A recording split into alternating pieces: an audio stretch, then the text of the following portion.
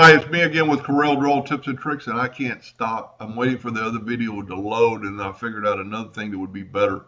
I drew another circle on the outside to give us some reference points.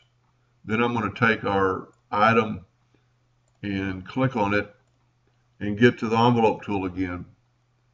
I'm going to delete that middle node. I don't want it. I'm going to bring this node up to the outside of the circle, and that's what I'm doing. I just want some reference.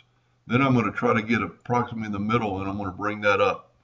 I'm going to bring these nodes down, and I'm going to bring this up.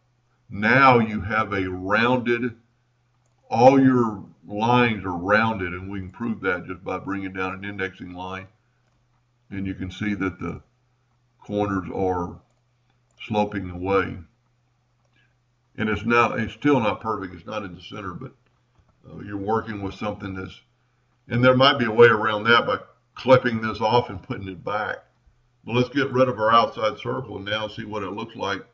We'll go Control D, make a duplicate, double click on it, get our rotation, put our rotation to the center.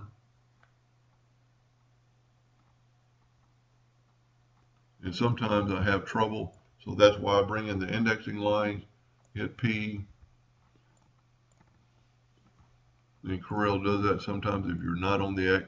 See, I'm not even close. Now I'm in the center, but I'll double check it. And we work. We're going to rotate our 15 degrees. Control D, 30 degrees. And if I go slow enough on my laptop, it'll keep up.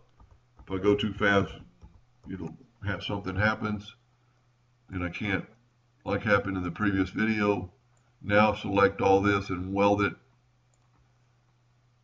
Fill it in and take away the outline, and now all your lines are curved.